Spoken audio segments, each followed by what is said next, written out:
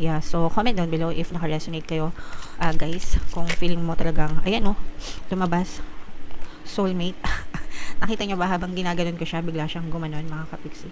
So, this is your additional message, guys. Maaring soulmate talaga kayo ng person mo. And yun nga din yung na-mention ko kanina. Parang divine match kayo nitong person na to, energetically. Parehas kayo ng energy level, guys. And yung soul level, soul connection nyo.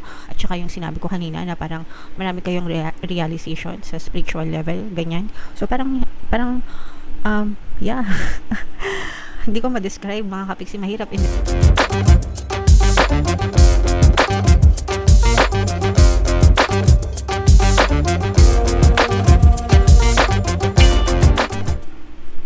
Hello guys, hello Libra, welcome back to Pinoy Pixie Tarot. Ang pamagat ng episode natin for tonight is monthly love scope, kapalaran sa pag-ibig, mga kapiksi, para ngayong April para sa Libra, Sun, Moon, Rising, Sign and Venus. So, unahin natin tong deck na to, guys. Kapag love reading, guys, pwedeng ma-pick up yung energy nyo, pwedeng ma-pick up yung energy ng person nyo, pwedeng magkabaliktad yung roles, mga kapiksi. If in case hindi kayo naka-resonate dito, try nyong panoorin yung video dun sa zodiac sign ng person nyo, baka nandun yung energy nyo, guys. So, unahin natin tong deck na to. Tingnan natin yung mga energy surrounding your situation. Grabe naman. Nakakahilig naman tong energy na to, guys. Sana makaresonate kayo, no? Kasi sobrang ganda nito. So, meron tayong love call energy dito. Ibig sabihin, guys, maganda yung communication department nyo ng inyong partner o specific person. Pwede ito sa mga bago pa lang sa relationship, or kahit na matagal na yung relationship nyo, guys. Pwedeng napapanatili nyo yung ganitong klase ng energy. At saka kapag long distance, no, or LDR kayo. Kasi sa LDR, syempre, most of the time talagang communication yung nagtatali sa inyong dalawa. Actually, kahit hindi naman LDR, basta dapat talaga maganda yung communication department nyo, mga kapiksi. So, nandun yung palaging nagte-text kayo sa isa't isa, iniisip nyo yung isa't isa, mga kapiksi, parang palaging ina-update, no, as to what is happening sa bawat isa, guys. So, maganda itong energy na to. And for some of you, parang ine-enjoy nyo lang yung pakikipag-date nyo, no? Pwedeng online din, baka nagkakilala kayo online itong person na to sa mga dating apps, ganyan, or sa social media, ganyan. So, parang pwedeng doon nagsimula yung inyong love connection with this person. Pero guys, no, paalala sa mga nagde-date online, kahit na uso na yan ngayon, uso din yung mga nanluloko online. Meron kasing mga modus, no, na jojowain ka, yung pala maraming jowa, tapos hinihingan ng pera. Yung mga sample na narinig ko, guys, is kunwari sundalo, ganyan, o kaya na aksidente, tapos hihingan ng pera, ganyan. Yun, tapos marami pala kayong ganon na hinihingan ng pera kahit hindi nyo pa sila nakikilala personal, mga kapiksi. So, mag-ingat kayo sa mga ganong modus, guys, no. In the first place, walang ganon dapat na nanghihingi ng pera, di ba? So, obvious na scam yan, mga kapiksi.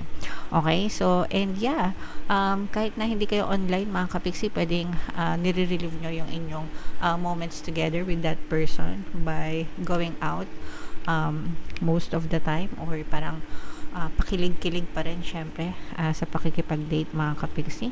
And there's a lot of happiness here sa inyo. Kumbaga parang mutual yung inyong connection ng person mo. Kung ano yung binibigay mo, binibigay niya. Kung ano yung binibigay niya, binibigay mo. Kung ano yung nararamdaman mo, nararamdaman niya. And kung ano yung nararamdaman niya, nararamdaman mo. So, it's two-way kind of relationship. Hindi siya one-way lang, or hindi siya one-sided lang, mga kapiksi. So, very, very nice. Sana naka-resonate kayo, kasi bihira lang yung maka-resonate sa magandang love life. Tingnan natin dito, no? Sana maganda rin, mga kapiksi. Pero shuffle ko muna to, guys. Habang sinashuffle ko to, panoorin nyo muna yung video natin regarding sa ating paano mag-manifest ng abundance video course. Kapiksi, sawa ka na ba sa mga struggles at hirap sa buhay mo? Masipag ka ba at masikap sa buhay ngunit hindi ka pa rin umaasenso? Ilang beses ka na bang nag-attempt magnegosyo at mag-invest pero palagi ka pa rin nalulugi? Sa pagkakataon na ito ay maaaring may subconscious beliefs ka na nagiging balakid sa iyong pag-unlad at pagyaman. Introducing, paano mag-manifest ng abundance video course. Dito ay matututunan mong ma-overcome ang mga balakid mo para tuluyan ka ng umunlad, umasenso, sumagana, maging matagumpay, successful at maswerte sa iyong kabuhayan, pera, trabaho, negosyo, salapi at kaperahan ng bonggang-bongga. Dali, mag-send na ng email sa pinoypixie@gmail.com at simulan na ang iyong pagyaman ngayon. Alright, so sa lahat ng gusto mag-avail ng course guys, naka-flash sa screen nyo. Una, meron tayong paano mag-manifest ng abundance video course. Pangalawa, meron din tayong paano mawala ang third party at magkaroon ng harmonious na relationship. And meron din tayong email coaching, manifest your desires using the law of attraction. So sa mga interesado, mga kapiksi, mag-send lang kayo ng email sa pinoypixie@gmail.com. So, Libra guys, kayo ay represent ng Queen of Swords. Ito yung ating love energy, mga kapiksi. Napakaganda talaga ng inyong reading, mga kapiksi. So, yung sinasabi natin na balance yung relationship, two-sided guys, no? Two-sided yung relationship nyo.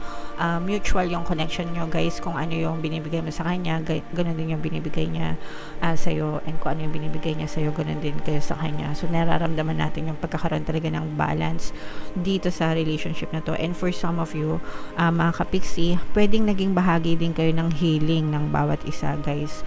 Kumbaga, parang pwedeng nagtagpo kayo dun sa mga panahon na down kayong dalawa, and naging bahagi kayo ng healing ng bawat isa. Tinulungan mo siya para maka-move on, tinulungan ka niya para maka-move on, mga kapiksi, and dun kayo nag-reconnect guys. Okay, kaya yung parang yung pagkakaintindihan nyo sa isa't isa, ganun na lang, kasi parang you share the same experience, you share the same amount of pain in the past, mga kapiksi. So parang nagkakaintindihan talaga kayo nitong person nyo guys. And right now, for some of you, parang this is like a new beginning, new chapter sa relationship nyong dalawa, mga kapiksi. Pwedeng guys, no, for some of you, parang parehas din kayo ng mga goals sa buhay na to. As in, parang ramdam na ramdam ko. Yung iba sa inyo guys, pwedeng soulmates kayo or twin flames kayo, mga kapiksi. Pero parang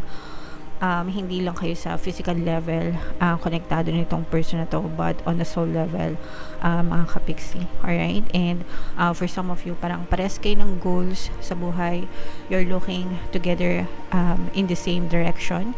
So, parang nagkakaintindihan talaga kayo guys. Parehas kayo ng direction sa buhay, pwedeng parehas kayo ng mga goals or what, pero sobrang nag-drive talaga kayo nitong person na to, mga kapiksi. And like I said, no, there's a lot of love and a lot of connection dito sa relationship na to guys. At saka, parang marami kayong natututunan together, hindi lang sa physical level, kundi pati sa spiritual level. I'm not sure if maintindihan nyo yung ibig ko sabihin, pero marami kayong realization, no, dito sa relationship na to. Parang realization in life, ganyan. So, yeah. Comment down below, mga kapiksi, feeling nyo naka-resonate kayo dyan, guys. Pwedeng pinagtagpo talaga kayo nitong person na to, mga kapiksi, dun sa mga panahon na super stressed kayong dalawa. Meron ditong presence ng earth signs, Capricorn, Taurus, Virgo. For some of you, maaaring may earth element kayo sa inyong natal chart, or yung person mo pwedeng may earth element, earth signs, mga kapiksi.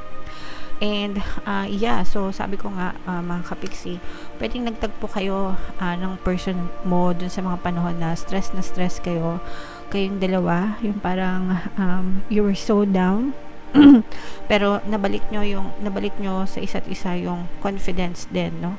Parang tinulungan nyo yung bawat isa na mag-heal talaga, mga kapiksi. For some of you, pwedeng you are also facing some kind of crisis sa relasyon nyo. Guys, wala namang perfect na relationship, pero imbis na kumbaga parang kapag ka nag-aaway kayo or kapag ka nagkakaroon ng gulo sa pagitan yung dalawa, mas nangingibabaw pa rin yung pagmamahalan. So, na-overcome nyo talaga yung mga gusot sa relationship, mga kapiksi, kasi mas malalim yung pagmamahalan nyo sa isa't isa kaysa dun sa mga ego and pride nyo. Okay?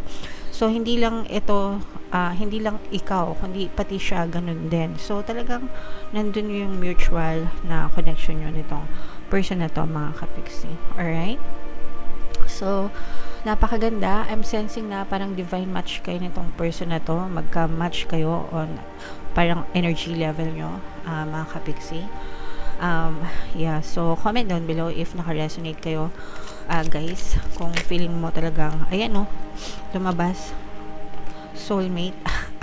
Nakita nyo ba habang ginaganon ko siya, bigla siyang gumanon, mga kapiksi. So, this is your additional message, guys. Maaring soulmate talaga kayo ng person mo. And yun nga din yung na-mention ko kanina. Parang divine match kayo nitong person na to, energetically. Parehas kayo ng energy level, guys. And yung soul level, soul connection nyo. At saka yung sinabi ko kanina na parang marami kayong realization sa spiritual level, ganyan. So, parang, yeah.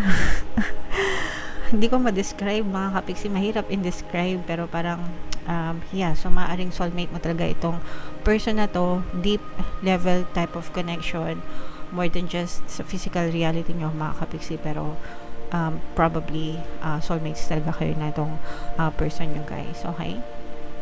Alright, so yeah, comment down below, mga kapiksi, if feeling nyo naka-resonate kayo.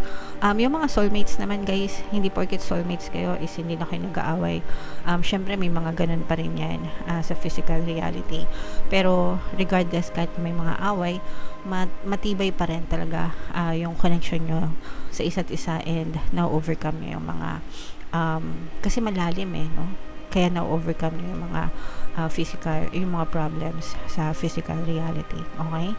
So, napakaganda, napaka-sweet na type of energy, Libra. So, comment down below if naka-resonate kayo, guys. For more tarot readings, ito yung playlist nyo, guys. Ito naman yung ating success stories ng paano mag-manifest ng abundance video course.